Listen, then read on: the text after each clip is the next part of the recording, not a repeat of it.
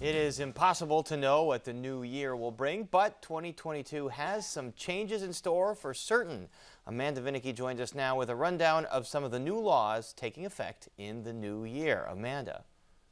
Paris, I'll be honest, reporting on new laws that took effect at the beginning of this year was kind of tough, and that's because of COVID. The legislature in 2020 was a bit off course, so they didn't pass a lot that took effect in 2021. That is not the case for this year. There are a lot of laws taking effect in 2022, so an early plug. Be sure to tune into Chicago Tonight tomorrow evening, where I'll be reporting on new laws that might change everything from what happens when you visit a pharmacy to trying to apply for a license for a gun.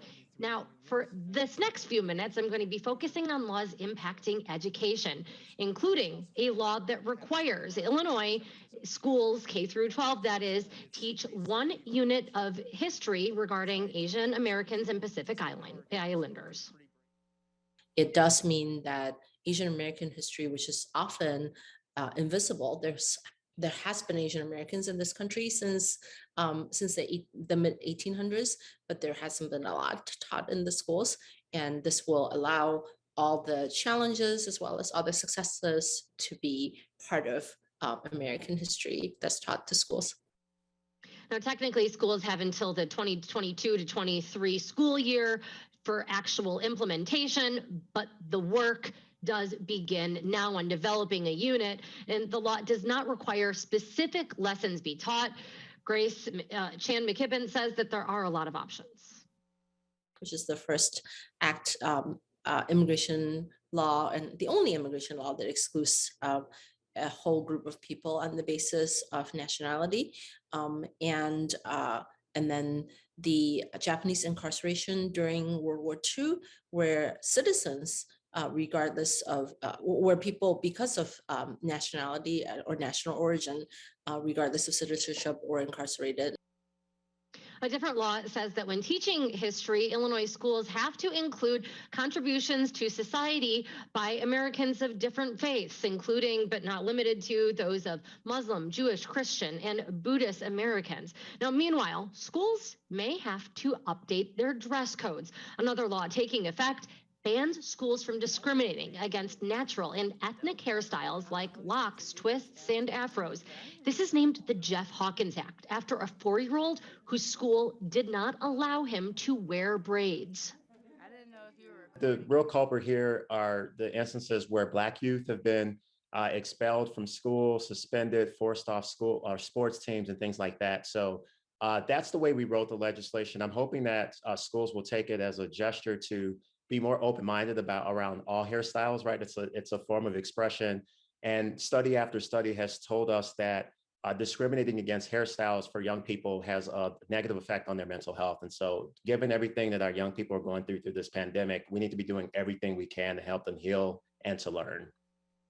Students experiencing mental or behavioral health issues will now be permitted 5 excused absences from school. That's because in 2022, Illinois will include mental health as a valid reason for missing class. After 2 mental health days, then school can refer that student to appropriate school personnel, somebody perhaps like a counselor. Now, meanwhile, graduating Illinois high school seniors no longer need to sweat taking the SATs or the ACTs in order to get into one of the state's public universities. Meaning that a student from Chicago or Evanston or Des Plaines can apply to college at the U of I, Eastern or Chicago State, and the admissions process will consider things like their GPA, their interviews, their extracurricular activities, but there's no requirement to submit standardized test scores. Students can submit their scores, but they don't have to. Representative Cam Buckner says that this is a way to give Illinois residents a leg up in the admissions process. When students leave the state to go to a school, say somewhere like Arizona, he says, they often don't come back. If you look at enrollment at places like the public universities in Arizona, you'll see a bumper crop of Illinois residents. This addresses that and gives Illinois residents a leg up. Out of all the 50 states in the union, only New Jersey loses more of their college-age individuals out of state who never return compared to us, right? And so we want more Illinois students to stay in college, to stay in Illinois for college, to contribute to our state, to contribute to our economy and to raise families and start businesses here. Buckner says this law can help to close achievement gaps. He says standardized tests don't necessarily capture a student's potential. We know that these test scores can often act as a barrier to post-secondary education. And furthermore, far too often when we see those folks who do well on test scores compared to those on standardized tests compared to those who don't, we know that they come from a certain socioeconomic background in many cases. And far too often, the wage gap with families turns into the educational achievement gap, which turns into the quality of life gap, and then into the life expectancy gap. A couple of weeks into 2022, on January 17th, Illinois will have its first commemorative holiday honoring Muhammad Ali. January 17th being Ali's birthday. Now, again, this is just a small sampling of the laws, and we will talk about more tomorrow, including laws impacting consumers. With that, Paris, back to you. A lot changing starting on Saturday. Amanda, we'll look forward to part 2 tomorrow. Thanks very much.